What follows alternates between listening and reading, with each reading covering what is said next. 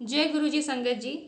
आज का सत्संग है गुरु जी के चरण कमलों ने गुड़गांव को आशीर्वाद दिया। जी हाँ, सन 2006 में गुरु जी पहली बार गुड़गांव आए और उन्होंने किसी एक को नहीं पूरे गुड़गांव को ब्लेस किया। चलिए, बहुत प्यारा सत्संग है ये कमांडर अंकल का और इसको हम शुरू करते हैं।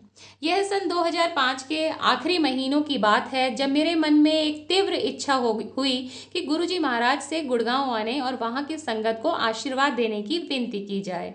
आखिरकार साहस जुटाकर मैं महाराज के पास गया और केवल एक ही वाक्य बोल पाया, गुरुजी कृपया गुड़गांव में चरण डालो। उन्होंने हवा में अपना हाथ हिलाकर मना करते हुए लगभग मुझे बर्खास्त ही कर दिया। मैं बहुत निराश हो गया। कुछ महीनों के और गुजर जाने के बाद मैंने फिर से विनती करी। इस बार गुरुजी ने विनती को स्वीकार किया और कहा, दसांगे। तो हाँ जी संगत जी, 28 जनवरी 2006 की डेट गुरुजी ने तय करी गुड़गांव में सत्संग आयोजित करने की। यह एक सार्वजनिक समारोह होने वाला था। आप मेरी खुशी और उत्साह का अंदाजा लगा सकते हैं। हमने इस समारोह के आयोजन के लिए बहुत सारी जगह देखी। आखिर में एक वरिष्ठ अनुयायी मेहता अंकल ने हुडा जिमखाना क्लब के पास लाइब्रेरी पार्क को इस समारोह के लिए चुना। यह दिल्ली जयपुर हाईवे के बहुत पास था। गुरुजी ने इस स्थान के लिए मंजूरी भी दे दी और निर्देश किया कि सुबह सत्संग 11 बजे से शुरू होना चाहिए। गुरुजी ने मुझे संगत में बांटे जाने के लिए निमंत्रण पत्र बनाने को कहा।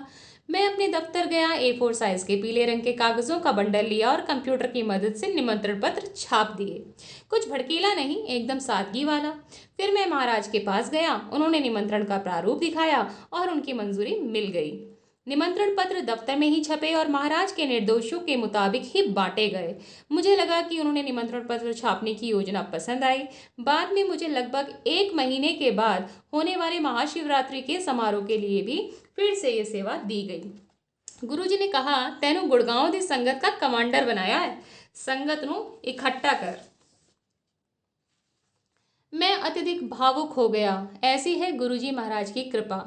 दयालु गुरुजी ने 2006 में मुझे संगत का कमांडर बना दिया और संगत को जोड़ने की सेवा उम्र भर के लिए देकर मुझे आशीर्वाद दिया। सत्संग का ऐसा कोई भी पहलू नहीं था जो महाराज ने तय ना किया हो या सीधे सीधे नियंत्रित ना किया हो। गुरुजी ने हमसे कहा कि यह सत्संग केवल गुड़गांव में रहने वालों के लिए ही आयोजित किया जा रहा है, कोई भी दिल्ली से नहीं आएगा। गुरुजी केवल गुड़गांव में रहने वाले संगत को ही खास तौर पर आशीर्वाद देने वाले थे। गुड़गांव के बाहर की संगत को गुरुजी खुद बुलाएंगे। गुरुजी ने हमें सत्संग में आने वाली संगत की संख्या पहले से ही बता दी और उसी संख्या के हिसाब से तैयारी करने को कहा। लंगर में क्या बनेगा वो भी गुरुजी ने ही बताया। तंदूरी रोटी, लंगर वाली दाल, आलू बड़ी, चटनी और गाजर का हलवा। गुरुजी महाराज की आज्ञा हमें कर्नल जोशी अंकल के माध्यम से मिलती थी। उन्होंने हमें समझाया कि गुरुजी के लिए क्या परोसना है। इसमें नमकीन काजू, बादाम, खुबानी, नारियल पानी और मौसमी का जूस शामिल थे। मैं इस विचार से बहुत ही उत्साहित था कि यह महाराज के लिए मेरी सेवा होगी। मैंने महाराज से इस सेवा के लिए प्रार्थना की थी और ऐसा ही हो रहा था। जोशी अंकल ने सीधे मुझसे बात की और मुझे इन सब चीज़ों का इंतजाम करने को कहा। यह आसान था। हमने सब सामान खरीद लिया और हम तैयार थे, बस मौसमी का के जूस को छोड़कर। सत्संग में एक दिन पहले हम एक बिजली के से चलने वाले जूसर को खरीदने गए। हम जूसर ढूंढ रहे थे पर पूरे गुड़गांव में एक भी जूसर नहीं मिला। फिर हमने तय किया कि हाथ से चलने वाली जूस निकालने की मशीन ही ले लेते हैं, परंतु वो भी नहीं मिली।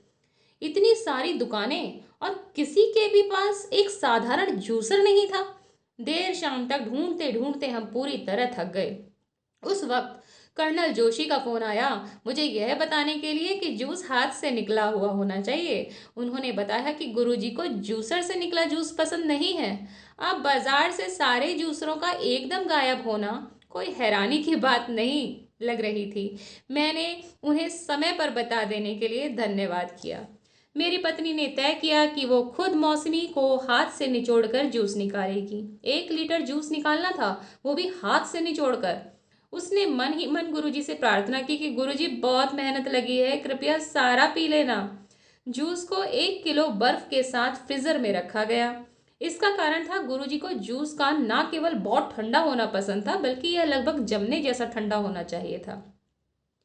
गुरुजी से हमको आरती कैसे करनी है इस बात को लेकर विस्तृत निर्देश मिले थे।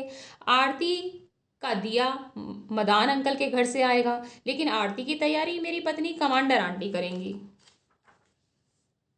महाराज के आने का समय सुबह 11 बजे का था। हम सब वहां पर वक्त पर पहुंच गए थे, लेकिन जैसे ही गुरुजी के आने का समय पास आया तो चारों ओर देखकर हमें एहसास हुआ कि अनुयायी बहुत ही कम संख्या में आए हुए थे। जैसे ही गुरुजी अपने आसन पर विराजमान हुए, संगत के आने का तांता ही लग गया। अधिकांश अनुयायियों को हम पहचानते ही नहीं थे। उन्होंने वहीं खुले में अपनी संगत के सामने लंगर खाने का निर्णय लिया। वास्तव में उन्होंने अपने आसन पर बैठे बैठे ही लंगर खाया। साधारणतः वह मुश्किल से ही कुछ खाते थे, मगर उस दिन मुझे आज भी याद है, महाराज ने छोटी प्लेट पकड़ी थी और गाजर के हलवे तक पूरा लंगर उन्होंने खाया। वो इतने दयालु और विनम्र हैं। जो कुछ भी उन्हें प्यार के साथ परोसा गया उन्होंने स्वीकार किया। वो क्या है, कितना है, किस तरह से परोसा गया, इससे उन्हें कोई फर्क नहीं पड़ा। मेरी पत्नी गुरुजी के जूस पीने तक उसे संभाल कर रखे थी। आम तौर पर महाराज एक गिलास से ज्यादा दूध नहीं लेते थे। उस दिन उन्होंने वो पूरा जूस पी लिया। सर्वव्यापी गुरुजी मेरी पत्नी की दिल से की गई अरदास जानते थे। उनका प्यार ऐसा है कि गुरुजी ना कह ही नहीं सकते थे। वो मेरी पत्नी का दिल नहीं तोड़ने वाले थे। उन्होंने लगभग सारा जूस पी लिया, बस आखिरी गिलास में थोड़ा बचाकर जनरल कपूर अंकल को दे दिया। जैसी प्रार्थना कमांडर आंटी ने की थी, जूस आखिरी बूंद तक खत्म कर दिया गया था। वो फ्लास्क जिसमें हमने जूस रखा था उसमें आज भी उस खुशबू का संकेत मौजूद है जो सन 2000 में थी। आप फ्लास्क में कुछ भी डालें, कोई फर्क नहीं पड़ता, उसका वो मूल स्वाद हमेशा ज्यों का त्यों रहता है। सत्संग के दिन गुरुजी बहुत खुश थे। उन्होंने जनरल कपूर से कहा कि उन्होंने गुड़गांव और गुड़गांव की संगत को आशीर्वाद दिया है। अंकल ने गुरुजी की बात सुनकर सहमति में अपना सर हिलाया, पर गुरुजी ने उनसे कहा कि वो ये बात सबको सार्वजनिक तौर पर बताएं। जनरल कपूर अंकल ने माइक की सहायता से घोषणा करते हुए गुरुजी का आशीर्वाद, उनकी आशीष उनकी प्यारी संगत तक पहुंचाई। गुरुजी ने उन सबको, जो उन्हें देख सकते हैं और जो उन्हें नहीं देख सकते हैं, उन सबको जो यहाँ मौजूद हैं और जो यहाँ मौजूद नहीं हैं, हर एक को अपना आशीर्वाद दे दिया है। आखिरकार महाराज ने के जाने का वक्त आया और हम सबको जनरल कपूर अंकल के नेतृत्व में खड़ा होने का मौका मिला। हम सब ने उनको माथा टेका। वो जैसे ही जाने के लिए उठे, मैं उनके पीछे पीछे चल दिया। आसन से कार तक उनके साथ साथ मैं नहीं चल पाया, क्योंकि मैं बहुत भावुक होकर रोने लग गया था। मैं चाहता ही नहीं था कि गुरुजी वहां से जाएं। उस भाग्यशाली दिन में मेरे लिए एक और भी भावुक पल था। मैंने अपनी माँ को सन 1999 में खो दिया था। उस दिन गुड़गांव में मैंने मेरी माँ जैसी दिखने वाली एक महिला को देखा।